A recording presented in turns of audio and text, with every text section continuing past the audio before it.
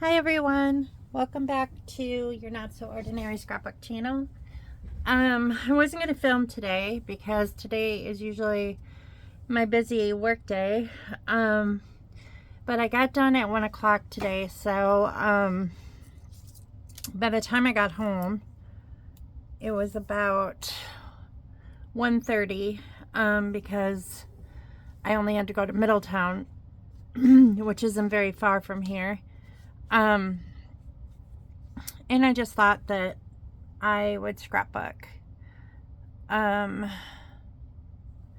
So I finished my December daily, and I am going to show you the final pages of that, and then I am going to put it together so it's finished. Like I said, I'm going to journal off camera. And then I can put it away. So, I think where I left off was here. No, it wasn't. It was right here. Yeah, it was right here. So, this is the last one I think I completed before we ended, was it? Maybe it was this one. I think it was this one of two of my grandchildren who were playing with some of the toys I got for Christmas. So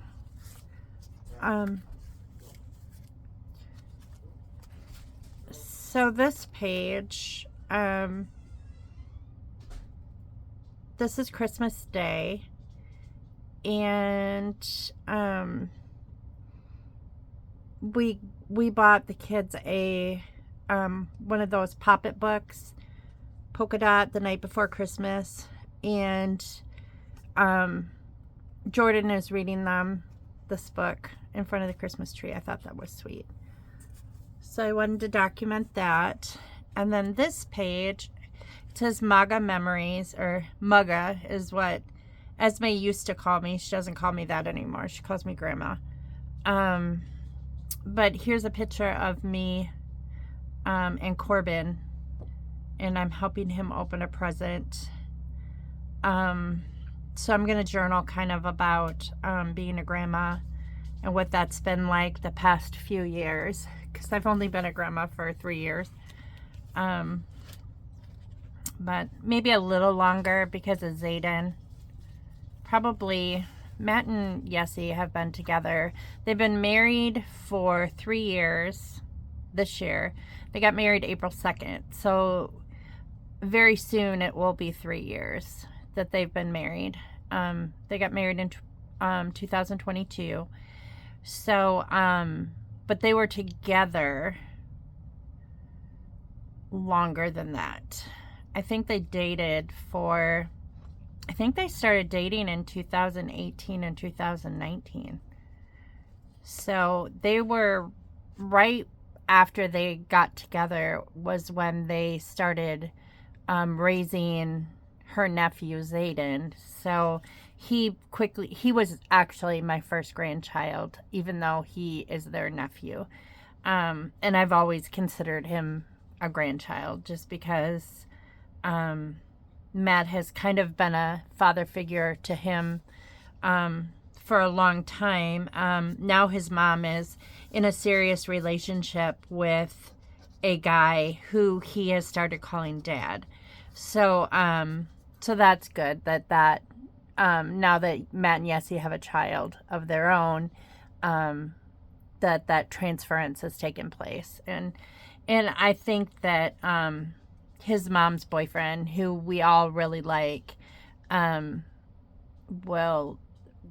is probably going to stick around for a long time. So this page, the back side of this page is these are the gifts that Matt and Yessie sent me for Christmas. And this is a little prayer box, which it's so interesting that they sent this to me for Christmas, And before I even put it away, like right after I took this picture, I wrote, Baby McPhail was like my prayer. Um, and I shut it and I put it away. And then on New Year's Eve was when they told me they were expecting. So that was really cool because she was already pregnant when she had mailed this. They didn't let us know right away because she wanted to get past that, the period of time that is most risky. So before she let anyone know, and then she let family know, and then she waited a little bit longer to let other people know. So that was pretty exciting and neat. And I kind of want to write that down, to remember that that I had written that on that first piece of paper in that prayer journal that day when I got their package. And so this page is about just gifts. And this is my youngest son, Ethan. This is my middle son, Hunter. This is our bonus son, Dustin. And this is my mother-in-law. And everybody's opening presents. And I'm just going to write what their favorite gift of the day was. So, and then this page, the back of this is just about Hunter and about what a good dad he is and how he takes such good care of his kids. How he pays child support for Esme and has since, they took it to court and she finally agreed to the paternity, it was court ordered. She had to take the paternity test. Because we fought for a long time to get her to even take the paternity test. And we were pretty sure that Esme was Hunter's. Hunter had met Esme at that time, but we hadn't. We had no visitation rights, and she didn't want us to have any part in Esme's life, and she didn't want her family to have any part in Esme's life. She just, I don't know, she's just kind of a difficult person sometimes. And so we won that court case, and from that day forward, Hunter has been paying child support for her, and it's a substantial amount. So she gets plenty of money to take care of her. And I'm just really proud of him, how he's stepped up to take care of other people's kids. He's a foster parent. He's an adoptive dad. They adopted Minnie Jordan, and so he just is. He's got his hands full, and he hasn't ever complained about having so many kids or being exhausted. He's only 23 years old. He's really young to have that many kids. I mean, if you think about it, Minnie J is going to be 11 on the end of this month, so the end of March. And Hunter was only 12 when Minnie Jordan was born. So, I mean, if you think about that age range and having a child that is, he was a child, when his child was born. So, they, fortunately, Jordan was put into foster care, and then Jordan adopted him, and then Hunter, when they got married, he became Jordan's dad. So he's just always stepped up and been such a good dad. And I'm really thankful that both of my sons who are fathers right now, they just are really good dads. And I'm just so proud of both of them. This page is about Jordan and what a good mom she is. I'm probably not going to journal on this one. This just says homemade favorite just because she's holding Corbin. And this was Corbin's first Christmas. He was only 3 months old at this time, and she loves being a mom, and she has a heart for others. She is, if she didn't, she wouldn't have ever become a foster mom or an adoptive mom. She adopted Minnie Jordan. And so, she just is, she's a really good person, and I really respect her. Both of my sons that are married, their wives, I couldn't have picked better wives for them. I mean, that they both have really, really very awesome wives. So this picture is about Minnie Jordan, or Little Jordan. We call him Minnie Jordan. We call him Little Jordan. We call him MJ. We call him Jordy. We have lots of different names that we call him. And then Sweet Cheeks is another nickname that we have for him. And then we took a picture of him with Corbin, and I just want to journal about what a good brother he is. Jordan has spastic cerebral palsy, and he can't always control his limbs. A lot of the time they just kind of have control of themselves, and kind of, and even though he's cognitively aware, he just doesn't have that strength to be able to always control his limbs. But when the little kids are around him, he is very cognizant of that, and he just is very gentle, and just somehow he is able to control them to the extent that he does not react like when they're next to him. He's just very calm and very gentle with them. And even when his brother Kason will throw a toy at his head, which he has on occasion, he just doesn't react to that. He'll kind of give him a dirty look, but he just doesn't, he's nonverbal, so he doesn't talk, but he doesn't cry or scream or try to hit him or anything like that. He just is, it's like he's very understanding, or appears to be very understanding. There's no way for us to really know how understanding he is, but he just is a really, really good kid, and we just love him to bits. So this page is about Morgan Long. She is a YouTuber artist that I have followed for about 3 or 4 years. I subscribe to her Patreon. And every month she sends a picture that she has designed. And I just love her. I just love her style. She's very whimsical, and I love her artwork. And so part of this Patreon subscription is that you get a postcard every month, and you get a sticker every month. And so that is really cool. And one of my traditions is over Christmas, she will do Vlogmas, which is every day of December. And I just look forward to that every year. For the past couple years, since she started doing that, it's just like one of the highlights of my day in December is to watch her videos. And so I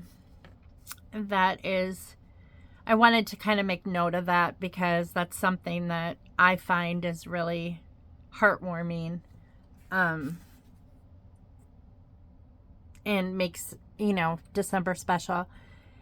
And then, where is the last page? Oh, the back page. Okay, so this last page, this is my Aunt Verna. She's the only living relative, or the last living relative, aside from my dad, and his sister. However, this is on my grandpa's side.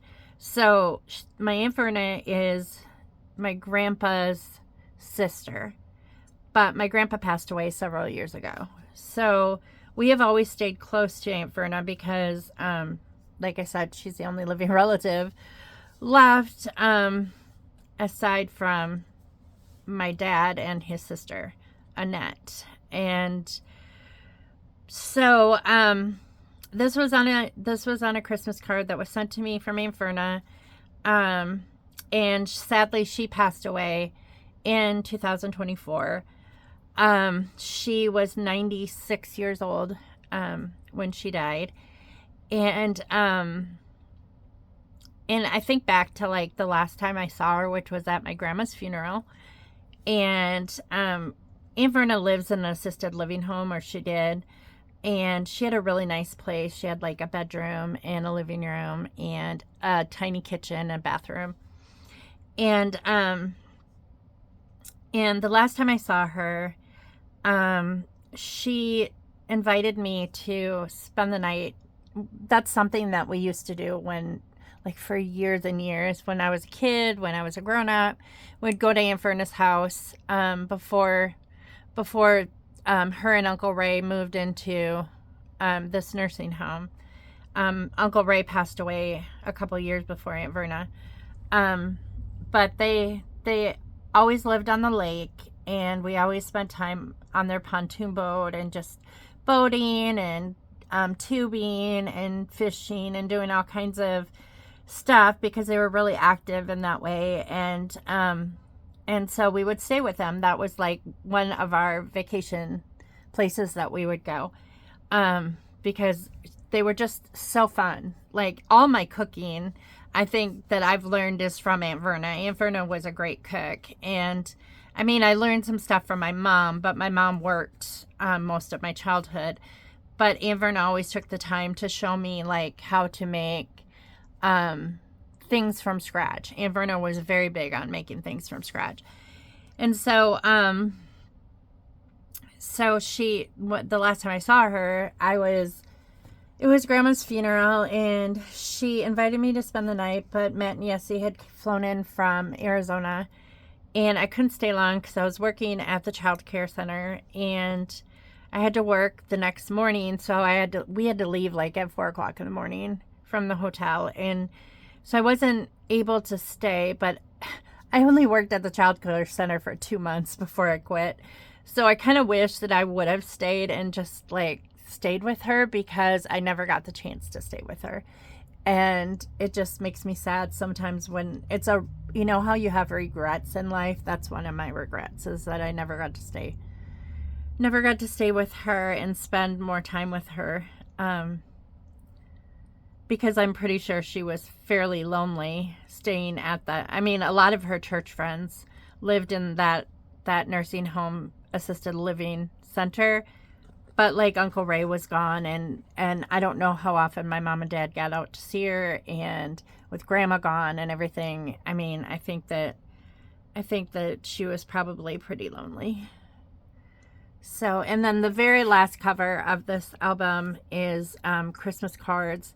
So what I did was I just took an envelope and attached it to the back, and then I just stuck our Christmas cards for that year in there. And so that is the entire album.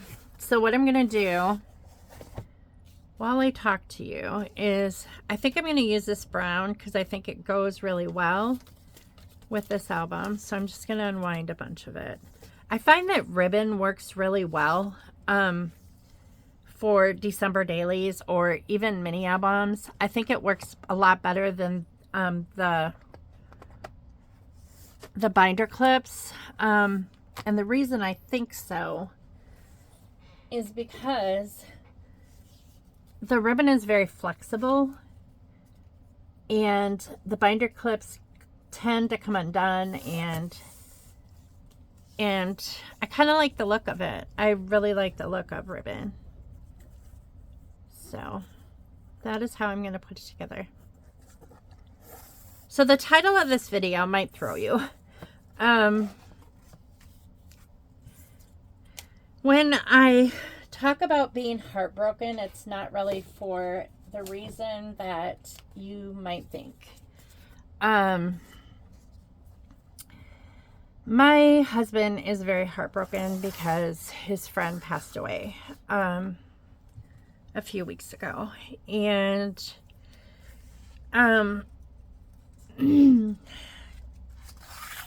I have been the type of person in our marriage that has always like told him everything. Like, he knows everything. I don't keep any secrets from him at all. He, on the other hand, has secrets. I think I figured out most of his secrets just because most women are detectives and they kind of figure it out.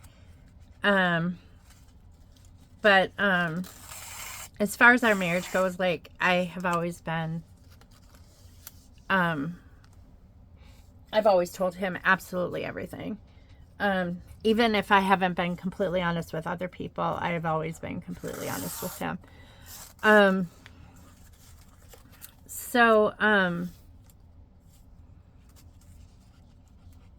His friend passed away, and I am in a situation now where I don't know if I can be completely honest with him about his friend's death, because I don't think it would be good for him to know the truth.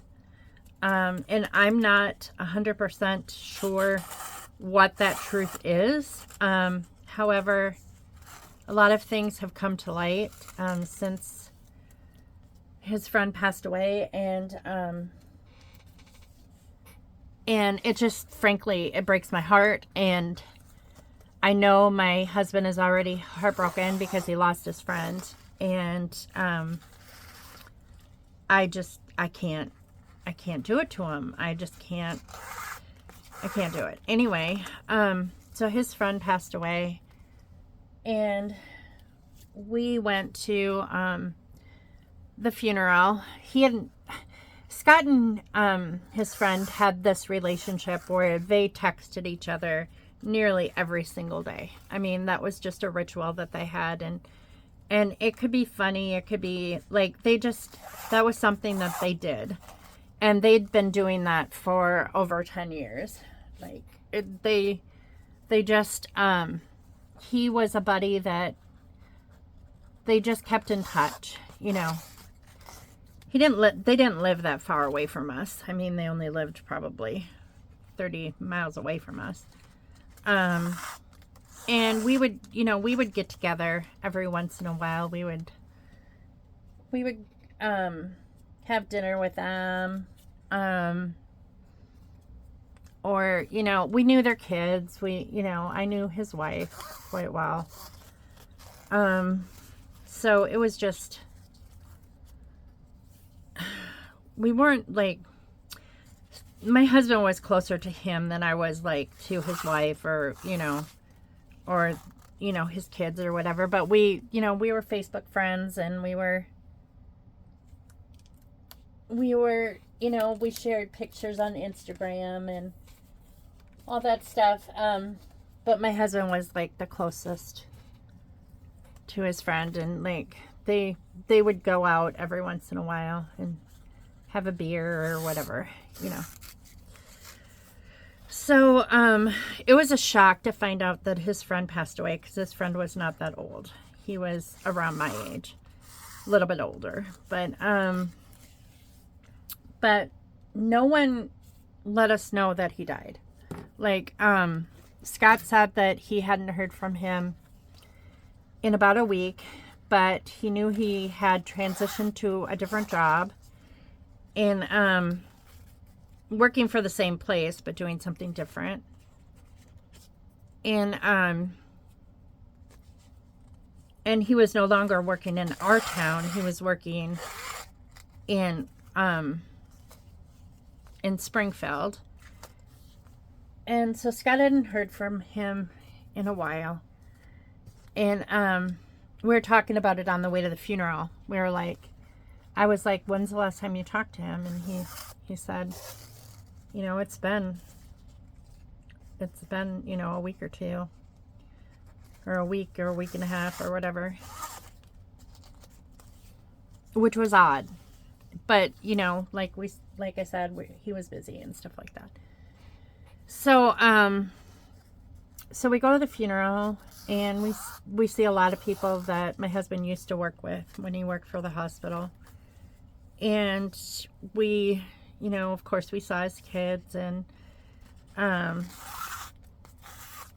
his wife and everything, and so after the funeral, my husband and I went out to dinner for our anniversary, because I was in the hospital during our anniversary and we didn't get to do anything.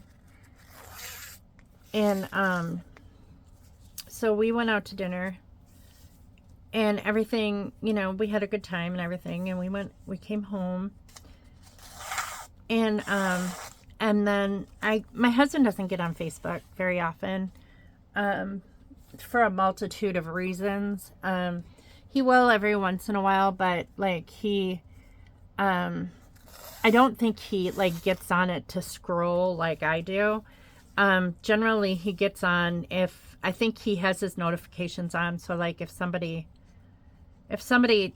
comments on something or tags him in it, he'll see it, and then he'll comment back or whatever. But so that night when we got home, I was scrolling on Facebook and I am seeing these major attacks to my husband's friend's wife on Facebook, really saying really awful stuff, she's the reason he's dead and all this stuff. And I'm just like, oh my gosh. And so I don't say anything to Scott about it because I'm like, I'm not going to get involved in this, I mean, I've had my own moments on Facebook where I've kind of said too much or, just kind of, I really didn't know for a few years the etiquette on Facebook. I didn't know that there were social media rules. I'm Gen X, so that was something that had to be learned, and my kids kind of taught me. They would yell at me when I would post personal stuff on, not that I really posted personal stuff about them on there, aside from positive stuff about my kids, but my husband and I went through some stuff. If you've been watching my channel for a while, you probably know that. And I posted some stuff on Facebook that did not belong on Facebook, and all it did was cause strife. I think people that have no business, knowing my business or his business, know it now and in our town, and it's an uncomfortable feeling when you think that people know your business when it's none of their business.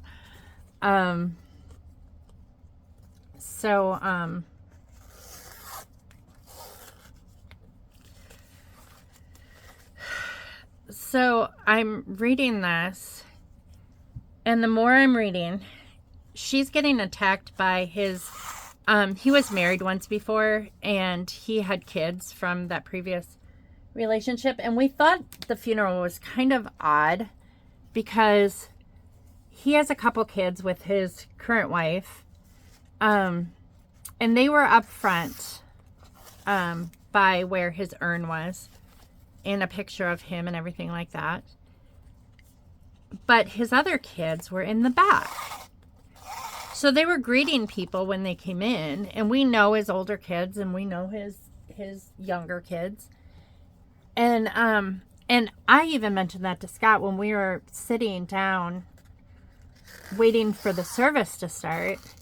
I said, why are his part of his kids in the back and why are part of his kids in the front? And Scott said, well, there probably wasn't room for everybody to be up front. And I was like, that's weird, because even his stepkids were up front, but his real kids were from the previous wife were in the back. And we thought that was kind of odd, but Scott's like, well, probably because there wasn't enough room, and it was kind of a small room.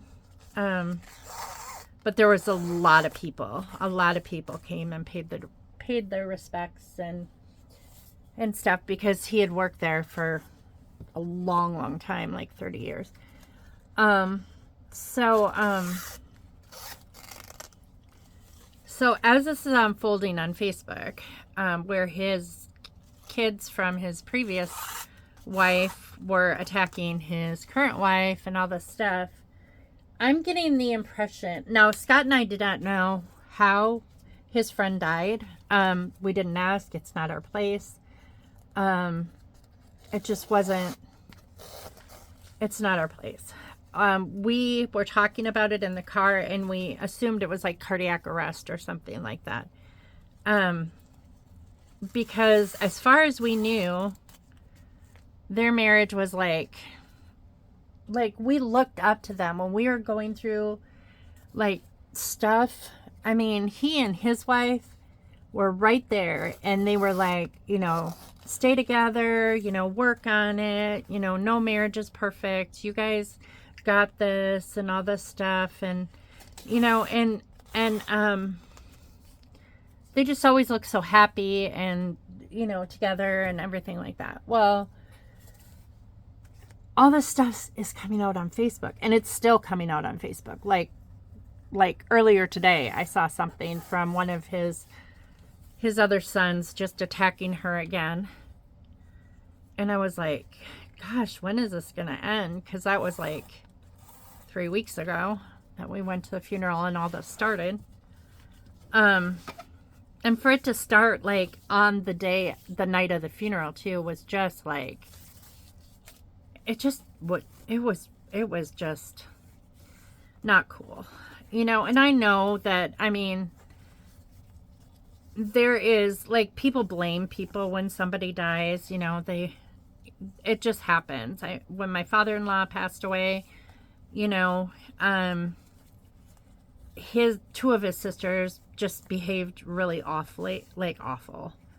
Like, I can't believe the way his siblings acted. Or two of his siblings acted during that whole thing. It just was not, it was unbelievable, like their behavior.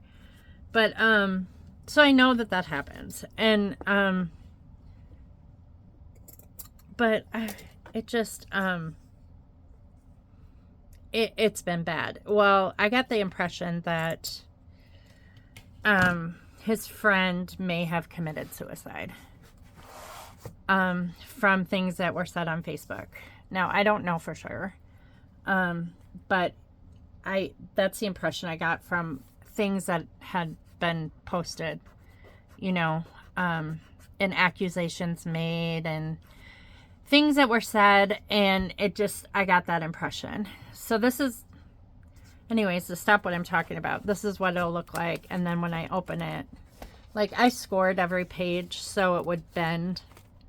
You know, some of the pages that came with this album were already scored, but like this page was an add-in, so I scored it before I put it in here. But as you can see, it kind of opens quite easily, and the pages can be turned quite easily. So that works pretty good. So, knowing this information, like I said, I always tell my husband everything, but I cannot tell my husband this. I can't, because my husband suffers from depression. He is on medication for it. And I don't want him to think that is the answer. I don't want him to think that because his friend made that decision, that he should make that decision in his life at any point in time. And so I have to keep this a secret, and it's heartbreaking to be able to have to keep a secret from someone. But that's something that I feel is best. He doesn't watch my videos. He he is not interested in scrapbooking at all. So that's not even, like, I know that he won't see this. But, yeah. It's kind of,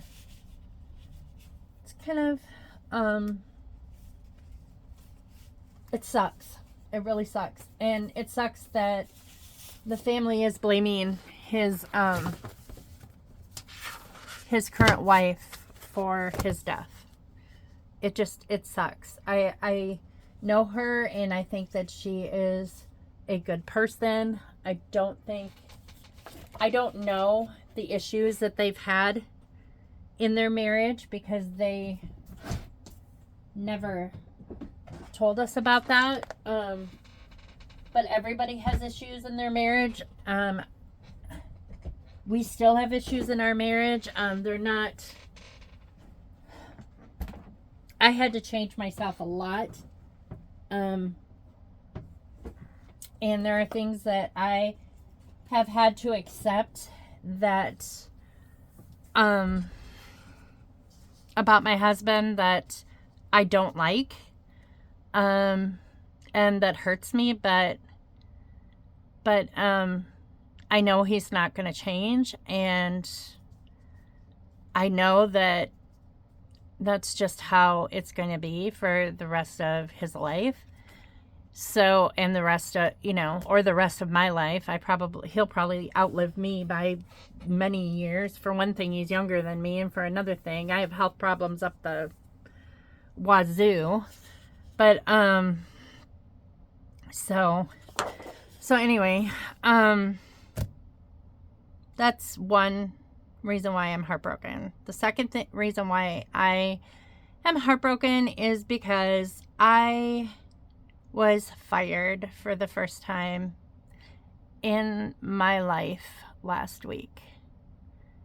And it was completely unfair. I was put in the middle of what appears to be an ugly divorce, and I don't think I did anything wrong, but I have a feeling that because the mom complained, somebody had to be left holding the bag, and the girl that I worked with that night is the boss's daughter. So, of course, she was not going to be blamed, and I ended up holding the bag, and I got fired for it.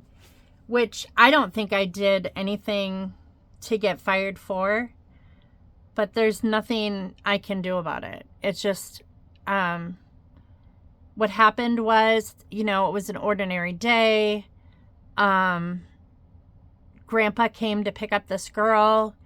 He'd picked her up numerous times. He was on her pickup list. I let her go with him, signed her out. Didn't even think about it at all. Well, the end of the night, this was like earlier in the day. Well, then later that night, right before we were going to go home, actually, there were only 2 kids left. This lady comes to the door that we had never seen before. Never met her, never seen before. And she says she's there to pick up her daughter. And I was the one who opened the door, and I said, she's already been picked up. And she said, by who? And I said, her grandpa picked her up. And she said, well, I'm picking her up. And I'm like, there's nothing. I'm like, well, she's at her grandpa's. And she just went off on me because I let her go with her grandpa. Well, no one told me that she was picking her up that day. No one told me that I was like gobsmacked. I'm like, this woman's yelling at me. I'm like, can you call him and like tell him you're going to pick her up there? And she's like, I don't want to pick her up there. I'm supposed to pick her up here and all this stuff. And I'm just like, Oh my gosh. Well, so she left. I mean, she was there a matter of like 3 minutes. That's it. She was yelling at me and she like stormed out of there. So I don't think anything of it. I go home and go to work the next day. Everything's fine. No one says a thing about it. I think everything's fine, not even thinking about it at all that day. I go home, and then the very next morning, which was a week ago yesterday, I get a text from my boss saying that she wants me to come into the office. And I'm thinking to myself, what in the heck? And I'm running through my mind about anything that happened like recently. Why would she want to talk to me? So I'm like praying about it because I'm like, what is going on? I don't ever get called into the office. Why would it? The office is in a different area than where I work. And I'm like, why am I getting called into the office? And there were some issues ahead of time, not like anything that resulted with me, but ever since I got out of the hospital, like the whole dynamic of the boss that I worked with and her daughter, like when I got out of the hospital, my first day back, they never asked how I was. I've never worked at a place in my life where someone was in the hospital for 4 days and extremely ill. Like I could have died. That's how bad it was. And in fact, if my husband would not have called the rescue squad to get me, I would not be here right now. Because if I would have not gone to the hospital, I had influenza A and I had norovirus at the same time. And I did not know this at the time. I just knew that I was incredibly weak. I could hardly make it to the bathroom. I was passing out. I mean, there was just so many things going on, and I was so sick. And I had called my boss every single day. Like there was a snow day in between there, so like we went to work anyways. There was a day off because there was no school one day. So like I had only missed 1 day of work. And I had called that morning and I had said, the first day, like the way that it came on was like, it came on so fast. Like on Sunday, I was fine. On Monday, I woke up, I didn't feel very good. I called my boss and I said, I may have to leave early today because I'm not feeling the best. She's like, no problem. If you don't feel good, whatever. And then later, before I had to go to work, because I have 2 jobs. I'm a developmental therapist and I see clients, like I schedule clients, they have appointments. And then I go to their house and I see them. And then in the afternoon, I was working from 2 to 6 at this other place. And I was doing it was like after school care. And so like it came on so suddenly, and like by Wednesday, my husband called the rescue squad because I had passed out. I was non-responsive, and they had to, I don't remember a whole lot of them bringing me to the hospital. My husband said they were yelling at me, like saying, talk to me, you have to talk and all this stuff. And I just was not like responding at all to any of that. And the only thing I do remember is waking up in the ER, and I was in a room, and I heard my husband say, I heard the nurse ask, how tall is she? And I heard my husband say 5'10" or 5'11", and I was like, what? Like I didn't say that, but like I cognitively I was okay, and I'm thinking, what planet are you on? And so then like I made myself say 5'3". That's what I said. I was like 5'3" or whatever. And then they were like, oh, she's awake or whatever. And I was so sick. Oh my gosh, I was so sick. And then the doctor came in and he said, you have influenza A, and we, because you're having like horrible diarrhea, we need to test that and see if you have something else. And so they did, and then it came back like after I was already admitted, because when they said that I had influenza A, they're like, your oxygen level is extremely low, your heart rate is low, we're gonna admit you, and so they admitted me to room 220, and it is a beautiful room. Like, I have to say, they probably, like, if all the rooms like that, I've never stayed in that hospital before. But the room that they gave me was absolutely beautiful. It like overlooked the helipad. There was a gigantic window, like with the light shining through. It was just a very, very nice private room. And so when I'm in there, then the doctor's like, he says, you also have norovirus. And he said, we're going to give you a bunch of antibiotics, and we're going to see how you do on that and all that stuff. He said, we're going to keep you on oxygen because your oxygen level continues to be very low and your heart rate is still very low. And so that night, they didn't let me eat anything. And then the next night, the next day, I had an episode where I was in the bathroom with a nurse and I passed out and I went non-responsive again. And I could hear everything that was going on, but I couldn't speak. It was the weirdest experience of my life. I don't know. It kind of felt like I had a stroke. Like, I didn't have a stroke, but like how a person who has a stroke might feel was like how I felt. And so they were yelling, like there was a whole bunch of people in there and they were jabbing me with needles, like I heard them say, I can't find a pulse, I can't find her, she has no blood pressure. They had an oxygen mask on me at that point. I could feel that on my face. I could feel the needles going into like my arms and my arteries. They were trying to get like a blood oxygen level or blood gas or whatever it is out of your artery. And that, I could feel that. It hurt, but I couldn't move or anything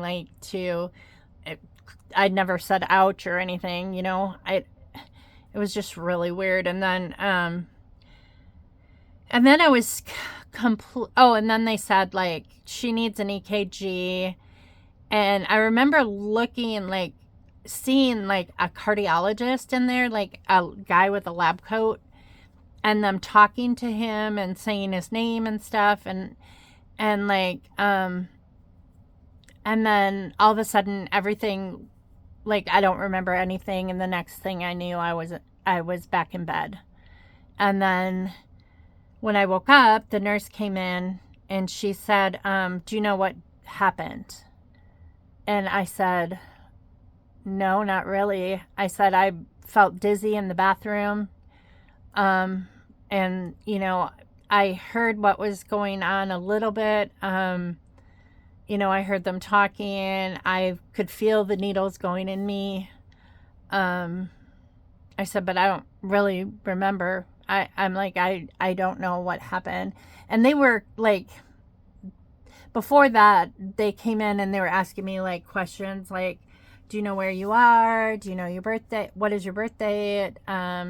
What town do you live in? What year is it? Like all these like cognitive questions.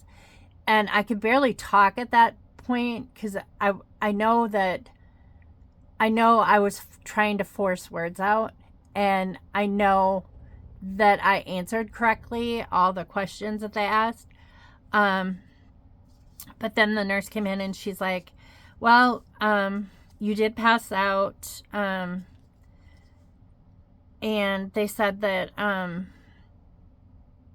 that you went non-responsive and we couldn't get a blood pressure and we couldn't get a pulse, and they did an EKG and only the bottom half of your heart was working. And so, you know, you put us through a big scare and all this stuff, and but you, like, your heart rate is like, your blood pressure is fine now. Your pulse is fine. Your EKG is fine. Like, everything went back to normal. Like, it just was like this episode. They called it a syncope episode.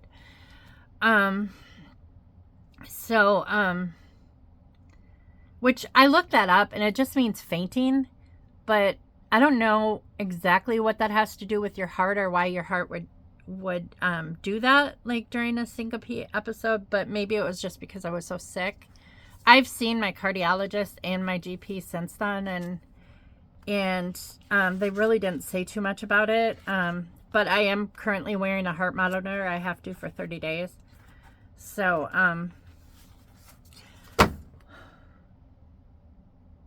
but yeah. So anyways, this is my page kit. Let me talk about scrapbooking for a minute. So, so when I have a page kit on deck, I will go through my paper, my pictures, my embellishments, and I'll figure out what matches with everything. And then I will stick it in one of these plastic file folders. And this came from Creative Memories. It's pretty old. Probably 10 or 15 years old. I don't know when Creative Memories used to sell them. But I will stick the paper in the back, the embellishments up front, and the pictures up front. So then when I go to scrapbook, then everything is together. And then I don't have to worry about any of my stash or anything because I have everything together. And so this is this page kit. I'll show you the papers in it. I do cut off my branding strips, so I don't know the names to a lot of these. And the reason why I cut all my branding strips off is because it does not fit in that magazine rack unless I do. So this one is double-sided. Now, I scrapbook both sides of the paper. A lot of people don't for various reasons. The reason I do is because I want to use both sides of the paper, and also it makes my albums thinner. Instead of having 2 pages back to back, I only have 1. And I'm not going to take apart my album or move anything around. So once it's done and it's in a page protector, that's it. So I'm not worried about it at all. So because my albums are mostly for me, and like I said in my last video, I want to try to film all of my albums. There's a lot of them on this channel already. But that way, like, someday if I'm gone, my kids will know how to find it, and they can show their kids or future generations my channel, because they know, everyone knows I have a YouTube channel. So this is another double-sided sheet. This page kit is predominantly spring, so I'm just going to go through and show you these pages, and I'll show you my embellishments. Then I'll show you a page that I started, and then I'll put like a title on it, and I'll kind of talk you through it. So, so these double-sided sheets will be used as the foundation page, and then the sheets that are not double-sided will be cut up and then used as mats or different things like that. That's kind of how I do things. Is the foundation pages are the double-sided sheets, and then the pages that are only one-sided, like this one that says baby boy, portions of it will just be cut up and not used. Not used as a full foundation piece. Here's another one-sided one that I'll either cut out the butterflies or do something, these are the cut sheets. So anyway, I got out of the hospital, and this whole time I'm in the hospital, that's double-sided. My boss is texting me, and she's like, do you know when you'll be back? And well, first she's like, are you going to be, I guess it was Thursday, the day of my episode at, in the hospital. And she had texted me, and she's like, are you going to be here on Friday? Because Friday was an all day. The kids didn't have school that day, so it was supposed to be an all day thing. And my husband saw it because I was so out of it that day, and he texted her back that I was in the hospital, what room I was in, and everything. And at that point, she said everything's fine. She's like, don't worry about it. We'll take care of it. We'll handle it. You know, just I hope she gets well and everything like that. So, and like prior to going into the hospital, like there were some issues. Like I had some issues with one of my bosses, the one that I worked with, that I did not agree with her disciplinary method at all. And I think she sensed that, and we just we didn't see eye to eye on a lot of things. And so we didn't get along that well. I mean, we weren't all out fighting or anything like that. But like, I sensed that like our personalities did not mesh. And her daughter worked there, and one of the things that bugged me about her is that her daughter could do no wrong. Like her daughter, she was always nitpicky about the dumbest things. And like she never picked at her daughter ever. Like I saw her daughter do so many things, and like I was like, you know, she never said anything about it. You know, it was just like her daughter was like the queen. In fact, they called themselves the OG, which kind of irritated the crap out of me, because I'm like, okay, we're supposed to be a team. We're supposed to work as a team, but this place has never worked as a team because you guys think you rule the roost is the problem. And if anybody says anything against that, you know, and I never came forward and said any of that stuff. I kept that to myself. But, so I got out of the hospital, and I get a text the day, I got out of the hospital on Saturday. On Sunday, I get a text from my boss saying, Monday, we're not working, because the census is low, and, so not enough kids signed up for that out of school day, and, but will I be back on Tuesday? And I'm thinking, I've been out of the hospital, you know, like I got out yesterday, and you expect me to be back on Tuesday? I'm not well. Like I was not well at all. It was insane. But I said, okay, I'll try it, but I may have to come home early. And she was like, oh, that's fine. Don't worry about it. Whatever. So that's my head boss that works at the other office. She said that. So I tell my husband that I'm working Tuesday, and he's like, are you insane? Like, you haven't even seen the GP yet. You haven't seen your heart doctor yet. You know, he's like, this is too soon. You should not be going back this soon. And I'm like, well, they said that I could leave early if I needed to and all this stuff. And so my husband's like, okay, but you don't, you know, like if you start feeling sick or whatever. So Tuesday morning, I called my boss and I told her, I said, I'll come back today, but I'm going to have to probably leave early. And just so you know, I still get dizzy quite often. Like, I may have to sit down, like, periodically because I don't want to pass out in front of the kids and all this stuff. And she's like, oh, no problem. No, you know, that's fine. Whatever. And she's like, you know, we don't want that to happen and all that stuff. So I went in because I knew I was only going to be working for a couple of hours. So I thought, oh, I can do it, you know. And, so I went in, and my other boss and her daughter never said a word to me. Like, never said, how are you feeling? Oh my gosh, we heard you were in the hospital. You know, how are you doing? You know, take it easy, whatever. Nothing. Absolutely nothing. I came back wearing a mask.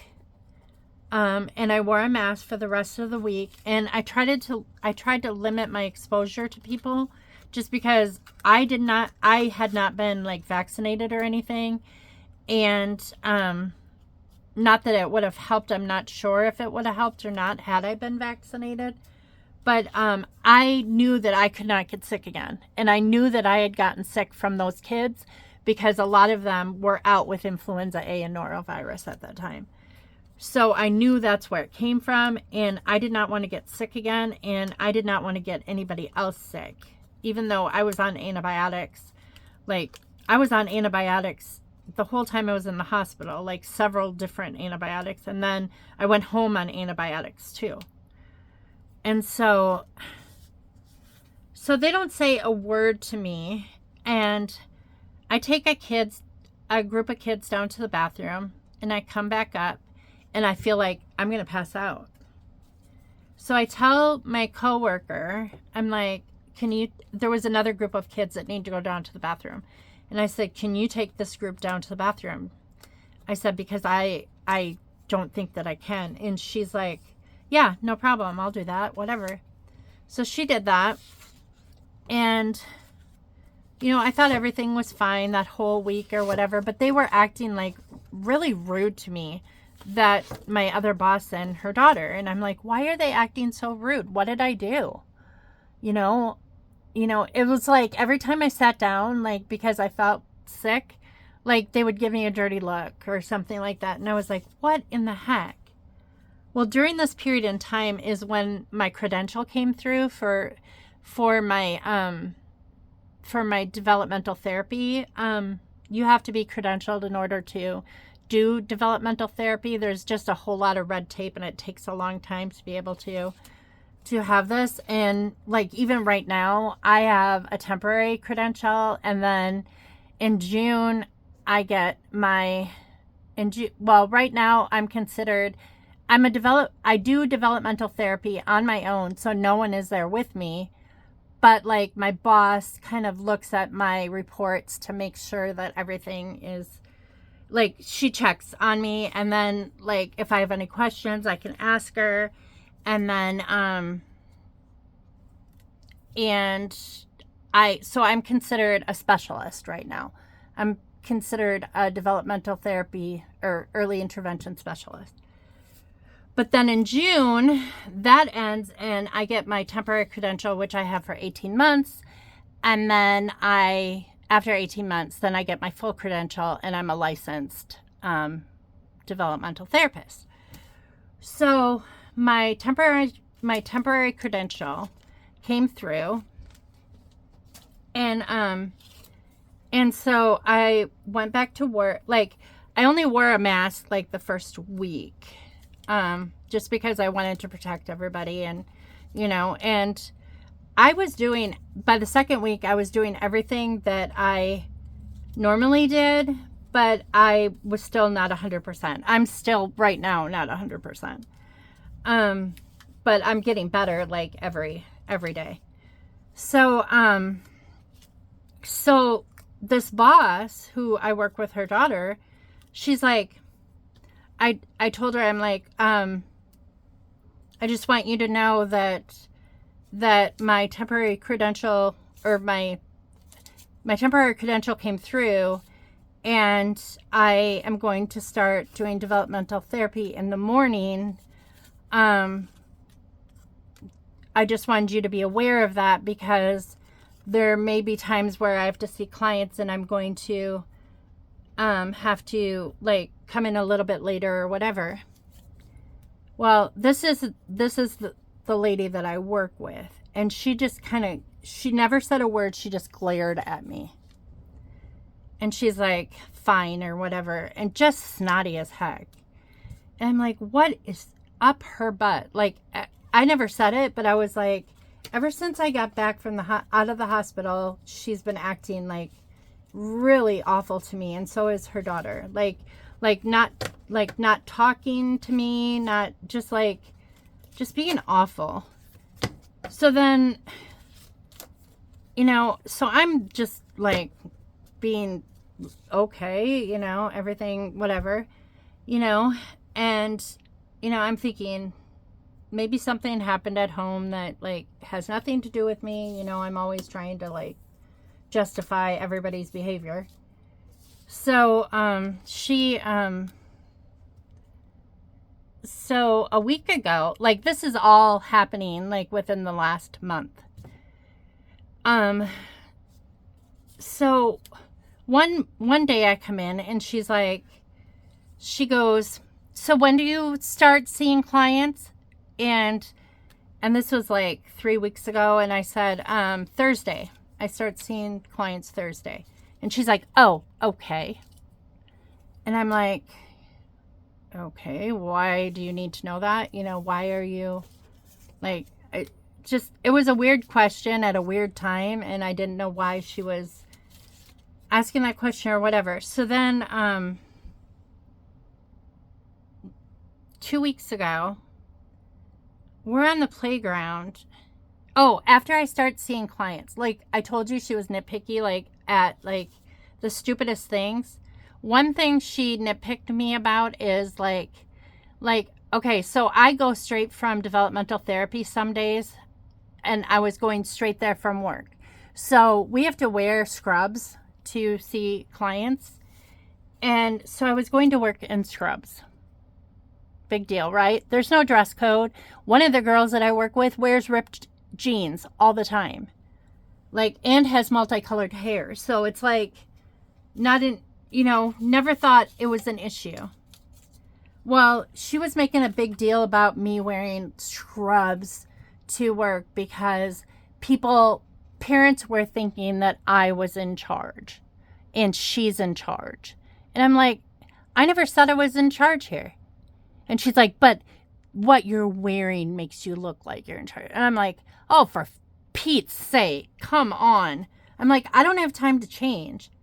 So then I get a text the very next day from my other boss that says, we're going to cut your hours. We're going to give you an extra hour in between when you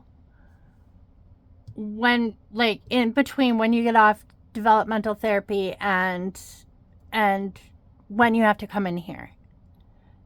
So I would have time to change out of my scrubs, which is so stupid. It was just so stupid.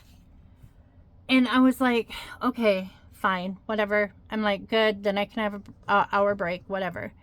And see, that job paid my student loan bill. So I was counting on it to pay my student loan bill. Like, it covered just enough to pay my student loan bill, where I didn't have to take it out of my developmental therapy money. So, okay, so the scrubs thing. So then 2 weeks ago, we're on the playground, and a little girl, okay, so I'm watching these kids on the equipment because the older kids were playing this game Among Us, and they were running on the equipment. I thought somebody was going to fall and get hurt. And like, I was watching them very closely. And a little girl comes up to me and she said, I need an ice pack. And I turned around, and my boss was sitting at the picnic table, and and the first aid bag was right next to her, and she was putting a Band-Aid on another child's finger. And I said, well, go see Miss, whatever. And I said, she'll give you an ice pack. Because the first aid bag was right next to her. She blew up at me in front of all the kids. There were adults there with other kids that were not part of our program. Like, in front of them, I knew some of these adults. I could not believe it. and she's like, I'm off the clock. And she goes, get it yourself. She's like, when a child comes to you, you need to get it yourself. And I'm like, you're sitting right next to a first aid bag. And I just saw you putting a Band-Aid on somebody's finger. And she just was like horrible to me. So then, you know, she leaves. She's only there for like an hour.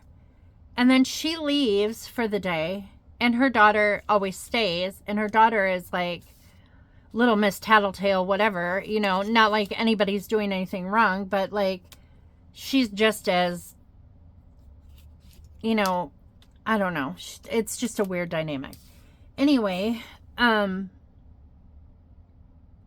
so the minute I get off work, I look at my phone, and this boss that yelled at me, she's texting me all this stuff like, you know, she's like, you're not pulling your weight around here, and you're not answering the door as much as what you should, and you're sitting down all the time, and blah, blah, blah, and just going off on me.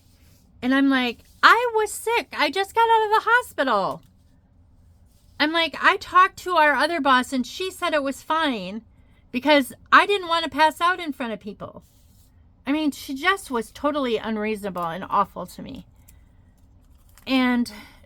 But then, you know, she just, and it was a Friday on this day that she attacked me. So I'm like, I hope she cools off over the weekend because that was uncalled for. It was completely unprofessional the way she behaved. And I was like, and she was nitpicky about, she's like, because we started having the kids write their names on cups so they knew like whose glass of water it was. Because for the longest time, kids were like not knowing whose glass was whose and stuff like that. Well, some of the kids were drawing a heart after their name. The girls were. They would write their name and then they put a heart on it. She yelled at me for the heart. The little heart after that. I'm like, are you freaking kidding me? I'm like, what in the heck is your problem? You know, I didn't say anything, but like, I'm the type of person who just takes it all in and just, you know, I'm like, whatever, you know. Didn't say anything. Well, then this situation comes with this parent who is obviously at odds with her husband or her ex-husband or whatever it is. And she comes and she's yelling at me and all this stuff. And I get this text and I get called into the office, you know, 2 days later. And when I get called in the office, I'm not thinking of that incident because it lasted 3 minutes. And I was like, it's not my fault. You know, she didn't, you know, it's just a mother mad at her husband and his father, you know, whatever. And I'm thinking it's about this other boss being nitpicky toward me. And I was like, already just like say, you said that it was okay for me to do this, like to sit down when I needed to and to, you know, not answer the door all the time and all this stuff. You told me that was okay, you know. And I was like, already, you know, I was praying about it and I'm like, Lord, give me the strength, because I'm not the type of person who is bold like that or stands up for herself. But I thought, if this woman is going to attack me, this woman that I work with, that I need to speak up. I need to be bold because I haven't done anything wrong. Like, I'm still in recovery. And even the hospital called me the end of that week and they were asking like how I was and stuff. And I said I was back to work, and they're like, you're what? You should not be back to work yet. And I said I had to go back. We're shorthanded, and you know, my boss said that I could like rest when I needed to, and they were like, oh, okay, but take it easy, you know, and all this stuff. Well, so I was all ready to talk about that, you know, when I got to this meeting, and I walk in and they're both sitting at this table and they're like, I suppose you know what this is about. And I'm like, the fact that I don't get along with her very well. And she's like, no, not that. We're not talking about that. She's like, I got a call this morning from a parent who complained about that you let her daughter go home with her grandfather when she was supposed to pick her up, or all this stuff. And I'm like, I did not know. No one told me that she was picking her up. I had nothing to do with that other than the fact that I signed her out with her grandfather. He was on the list. He's picked her up numerous times. Never seen her before. And so then she's like, well, she's really upset about this, and you know, we can't let this happen again, or something like that. And I'm like, I didn't do anything wrong. And I said, and your daughter was there at the same time. Like, she was working with me. So why am I taking the fall when she was there too? Like, we both were there. I'm like, why is this even an issue? And so they're like, well, we're going to have to let you go because you didn't check this grandpa's ID. And you let her go home with him. And mom is threatening to call the head office in Springfield because you let her go home with her grandpa. And I'm like, she was there for 3 minutes. She was screaming at me. I had nothing to do with this. I said, he's on the list. He's picked her up numerous times. Why is this my fault? I said, no one told me that she was picking her up. I didn't even know she existed. I'd never met her before. The only people that had picked her up were her dad and her grandpa. And she's like, well, I'm sorry, but they're gonna want us to let you go because you didn't check his ID, and that's policy. I said, no one checks people's ID after they have picked them up numerous times. His ID had already been checked, like, long time ago. Why would I check his ID? I was so mad. And I'm like, fine. So before I left, I hit them. I was not like physically hit them. I didn't harm them. But I thought, okay. I'm like, that's fine. If I'm not working here anymore, I'm going to tell you why your census is so low right now. And because their census is incredibly low. Like, kids are leaving in droves. And that was one of the excuses they gave me for, like, cutting my hours, is that census was low or whatever.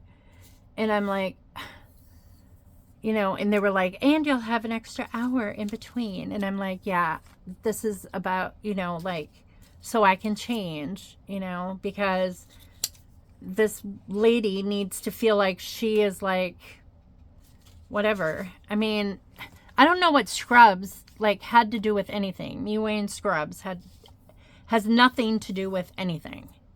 It was so stupid. So anyway, I was like, during this time, I'm like praying. I'm like, you have to say something. You absolutely have to say something before you leave. And I did not want to. And I was like, okay, you have to do this. So I said, well, before I go, I'm going to tell you why your census is so low. I said, for one thing, I said, you don't let the kids play with, and I was looking directly at the woman that I work with, the one who her daughter is there. And I was looking directly. I said, you never let them play with all the toys. I said, you have them grounded indefinitely from some of the toys. They can never play with Legos. They can never play with Kinects. They can never play with Magnetiles. They can never play with Play-Doh. We have bins of toys that they never get to play with, and those are their favorite toys. And I know why that is. It's because they don't want to clean it up. It's a bigger mess than, like, a game or a puzzle or whatever. And then my boss that I worked with, she was like, that's not why we don't let them play with them. And they do get to play with them every once in a while. I'm like, they do not get to play with them hardly ever. I said, since I have worked here since November, I said I have never seen them play with any of that stuff.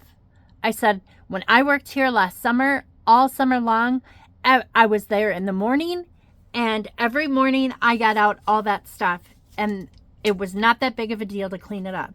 And she's like, that's not why they're grounded from it. And I said, then why are they grounded from it? And she said, because they were making weapons. I'm like, I have never seen them make weapons with this stuff. I said, what are they making weapons with? Play-Doh? Legos? How can you make a weapon out of magnetiles? I don't understand it. I'm like, you can't. These kids are good kids. They do not make... And if someone were to make a weapon out of it, you just go up to them and you say, don't make weapons. Otherwise you're not going to get to play with this stuff. But you don't ground them for months on end from playing with these toys just because you don't want to deal with it. And then I said, the second reason why your census is low is because of the whole silence thing. And then she looked at me. I don't even know if my other boss knew this stuff. So she may have been hearing it for the first time. But I was looking directly at the woman that I worked with. And I said, your disciplinary policy of making kids sit in silence for 45 minutes sometimes without making a peep, I said, that is completely inappropriate. I said, developmentally, kids are not supposed to sit for longer than 1 minute per their age. I said, and you're making them sit and she's like, well, I don't make them sit that long. And I said, I have looked at the clock and watched you make them sit that long. And one little peep, one little movement of a chair, and it's 5 more minutes, 5 more minutes. You're continually doing 5 more minutes until they're silent, for 5 whole minutes. But those 5 minutes add up and to 30, 45 minutes a time. I'm like, I said, that's inappropriate. And she looked at me and she's like, well, we don't do that anymore. If somebody's making noise, I pull them out. And I'm like, and I looked at her like, no, you don't. When are you doing this? Because I have never seen you do that. I'm just like, yeah, you're just trying to cover your butt, just like the organization is trying to cover their butt by firing me because mom was mad because I let the girl go home with grandpa. I'm like, yeah, probably mom had called the office and said that she was picking that girl up that day, and she may have related to my boss whose communication skills stink. She never told us anything, and that woman never told me. She had left and went home before this girl got picked up, so she obviously forgot to tell anyone, and I just happened to be the one who let the girl go home with her grandpa. And so then mom was mad, and somebody has to take the fall for it. And I'm just like, whatever, because I cared. I am heartbroken because I cared so much for these kids. I had built a relationship with them over the past year. I worked with them during the summer, and yeah, a lot of kids were leaving. They were leaving the program. The parents were pulling them out. And the reason why the parents were pulling them out was because of the fact that they couldn't play with the toys and the whole silent thing. I'm sure they told their parents that. I mean, as a parent, if I would have heard, if my kid came home and said, we had to sit for 45 minutes in silence, I would have been pissed off. I would have said, okay, well, you're not going there anymore. Or we're going to find a different solution for after school care if that's what's going on there.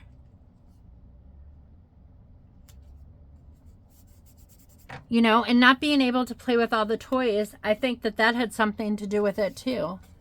because they were never able to play with all the toys, like during after school care. Those toys just sat in bins. And kids were complaining all the time. They were like, how come we can't play with those toys? We want to play with those toys. And I'm like, I know, I wish you could play with them too. Which probably ticked her off too when I said that. But I was like, I'm not going to stay quiet about this. Like, why should I stay quiet about it? I'm not doing anything wrong.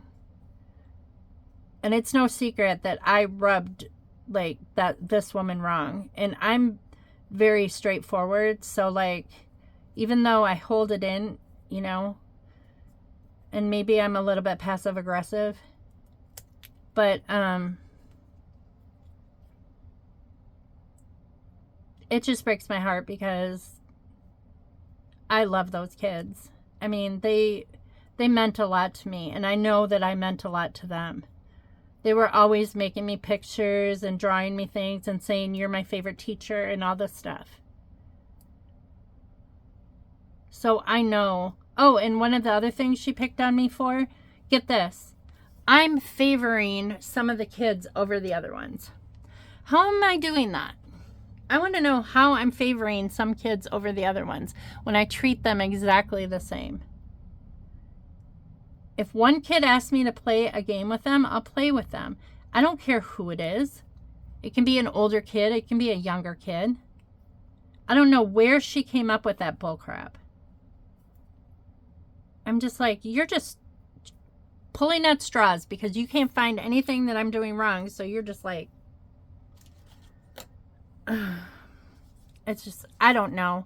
I don't know if it was my new job that rubbed her wrong. I don't know if it was the fact that I wore scrubs, because obviously that bothered her. I really don't know. But she always looked miserable every single time she came into work, and she never communicated with us, and it was like she looked like she never wanted to be there.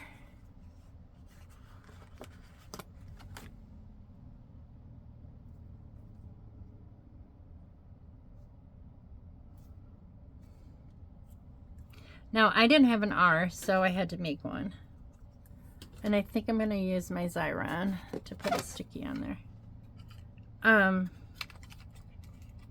This is the page that I started. This is Hunter when he was a baby. This is one of my best friends, Angie. This is her daughter, Madison. And then this is her nephew, Levi. And I just wanted to do a page about, like, friends that you grew up with. Like, from the time when you're little, and how your parents' friends end up being, you know, their kids, and their family ends up being your friends. To, you know, it's just kind of that thing is what this page is about, because I hadn't done a scrapbook page kind of about that, you know. And I might go into, like, when I was a kid, my mom and dad's best friends were kind of like family too to us. Like, their kids, we, like, aunts, uncles, all that, which was cool in a way, because we didn't have, like, we had cousins, but we really never saw them or got to know them until we were adults. And so, like, they were considered our cousins. The only weird thing about it that I didn't like, and I didn't, like, continue with my kids, is when I was a kid, my mom and dad believed in, like, calling everybody aunt and uncle. Like, that was what they did. And I didn't mind calling their best friends aunt and uncle, or calling their kids our cousins or whatever. That's fine. But what I didn't like was my mom and dad had us calling their aunts and uncles aunt and uncle, and their kids, like Pete had a huge family. He had numerous brothers and sisters, and they were suddenly all our aunts and uncles, and some of them were kind of creepy people. So it was like, even as a kid, thinking these people are not related to me, and I do not want to call him that, you know. But so I didn't let my kids do that with any of my friends. It wasn't like I never had them call even my best friends like Angie or Michelle, never had them call them aunt and uncle. Not, I was like, they're not your aunt and uncle. Your aunt and uncle are my sister, you know, my brother, you know, dad's brother, whatever. We just didn't do it that way. And luckily I wasn't married to my first husband long enough to have, you know, Matt call them aunt and uncle, because he came from, you know, 13 brothers and sisters. So he had a big family too, and some of them were icky. A lot of them were icky, actually. So I'm like, it just didn't, I didn't have them do that. And I don't feel bad about it. Because it's confusing for a kid. If someone does something that they shouldn't do to you, like, and they're confused, like if it's a relative, that they shouldn't say anything because it's a relative or something like that. No. I want them to know exactly who it is, and regardless of whether it is a relative or not, you know, it's not appropriate for a relative to do stuff to you either, but just to know who they are, you know, if they're confused at who they are, like, this is my uncle, but he's not really my uncle, he's my mom's friend, and I just never wanted that to happen to them. And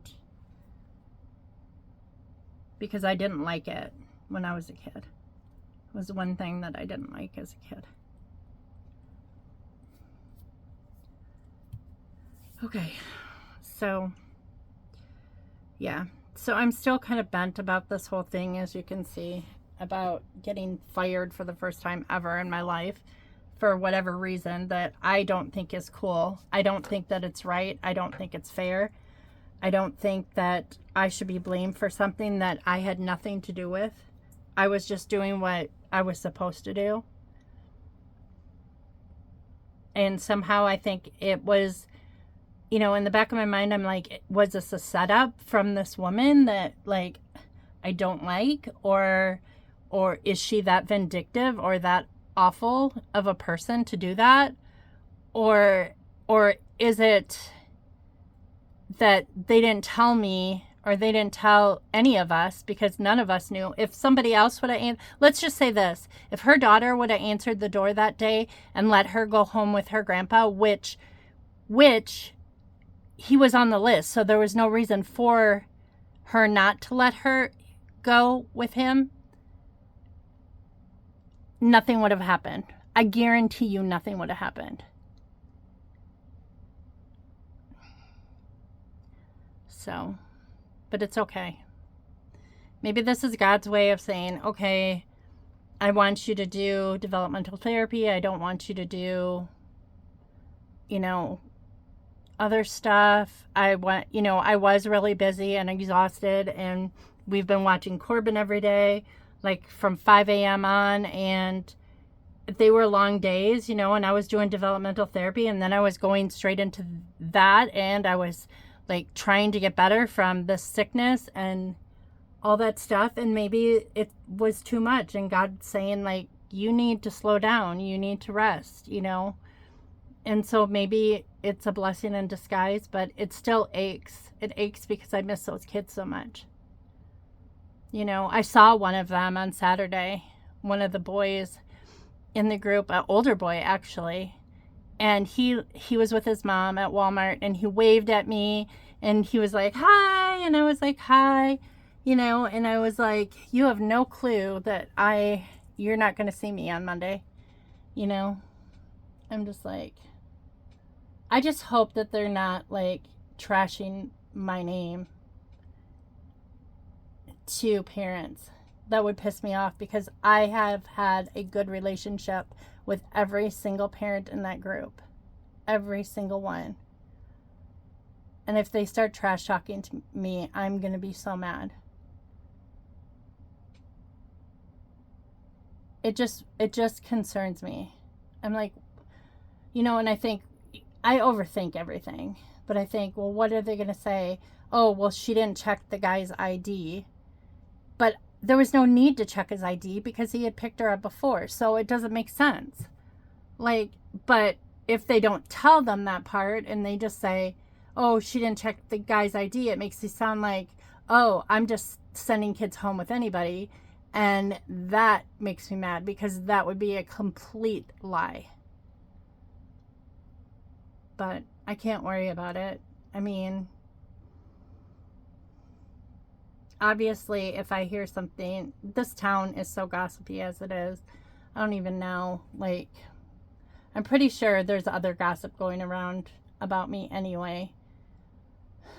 About my marriage, which doesn't make any sense because my Facebook is closed. Like, I got hacked and I had to join Facebook with my husband.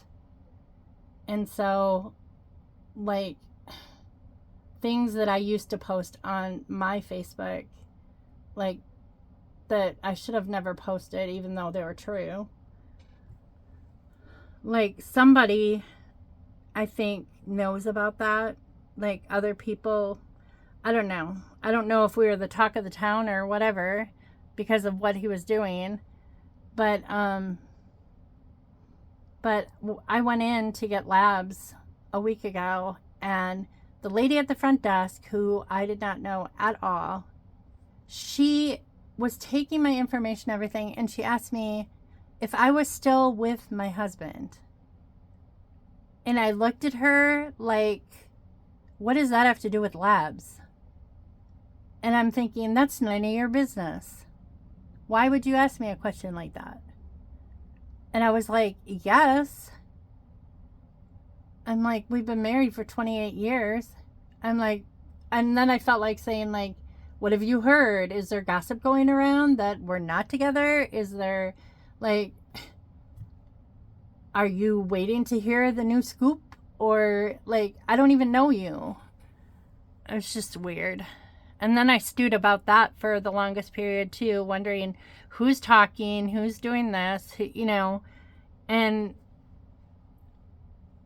it just, I don't know.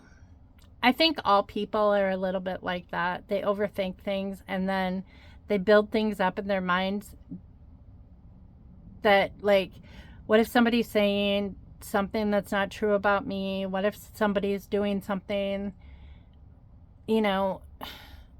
spreading rumors or whatever? And I'm like, why am I even worried about that? Like, just let it go. I just wish that I could just let the overthinking go and just stop. But I think in a sense everybody's a little bit like that. I don't know. Or maybe it's just me. Maybe I'm just a little bit different than everybody else, which probably is true. Anyway, okay, so I made this page and I'm going to journal about friendship, and this was part of that kit. So this is just one page of it. I just noticed that this does not have a back to it.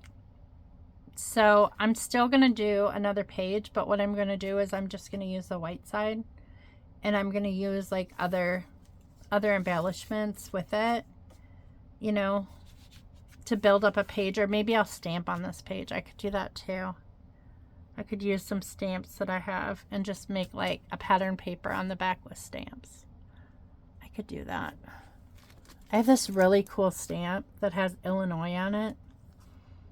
I bought the stamp set specifically for the Illinois stamp because we live in Illinois. And there's stuff like Wrigley Field, Millennium Park, Michigan Avenue, Navy Pier. I wish I would have had this stamp when we went to Navy Pier, and I scrapbooked those pages. All those pages are already scrapbooked though. There's the loop. This is the E train or the L train. I can't remember exactly. My oldest son lived in up near Chicago for a while when he was young, right after he got out of college, and his girlfriend lived up there. And he used to have to take, he didn't have a car at the time, and or his car wasn't running, something like that. I don't think he had a car, to be honest. No, he had a car. He had his shaggin' wagon. Yeah, I think that maybe it was a parking situation, but he took that train to work every day. He worked at Chipotle. There's the Sears Tower, or the John Hancock building, or whatever. Chicago hot dog, deep dish pizza, which are both very good. I really love both of those things. And then Lakeshore Drive. So maybe I'll do an Illinois page with like Illinois all over it. But it depends what album this goes in, because this is like when the kids were little. So this will probably go in my People We Love album. So if I know what I can use. Oh yeah, I have pictures of when Mom and Dad I was pregnant with Hunter, actually. Yeah, I was pregnant with Hunter. Matt would have been around 7 or 8 years old, and Mom and Dad had bought tickets to see Lion King on Broadway in Chicago, and they had bought a ticket for Matt to go up with Grandma, to be like Grandma's date when they went up there, because Charlie was put in the nursing home because he had Alzheimer's. So I think Matt was supposed to be Grandma's date. And so there's pictures of him up in Chicago with them for seeing that play. Yeah, I'll find those pictures and I'll do that on the back, and do like Illinois and Chicago and all that on the back. That'll be cute. So that'll be my next page. But so now that I have everything off my chest, I can just go on scrapbooking, because nothing really else has happened other than being in the hospital, losing my job, one of my jobs, that whole ordeal with that awful boss. Yeah, and then my husband's friend passing away. Yeah, a lot happened in the past month. A lot. And watching Corbin every morning, which has been a joy, but it's also been exhausting. My daughter-in-law's mother has cancer, and she had to have a full hysterectomy, and she's the one who normally watches Corbin and Kaysen in the mornings, and she has not been able to because she's in recovery, so we've been watching them. And Corbin alone is not so bad. He's only 18 months old, and he doesn't do too much damage. But Kaysen, oh my gosh, holy heck. That kid gets into everything, drags everything out. Oh my gosh, he is a mess and a half. We love him dearly. I love Kaysen just as much as I love Corbin.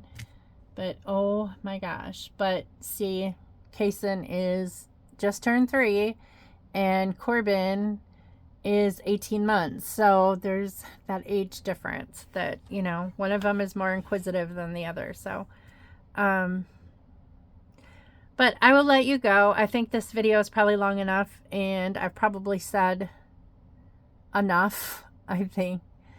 But, yeah, if you stayed through the whole thing, which I highly doubt you didn't, thanks for listening, and like and subscribe if you like this video, and I'll see you in the next one. Bye.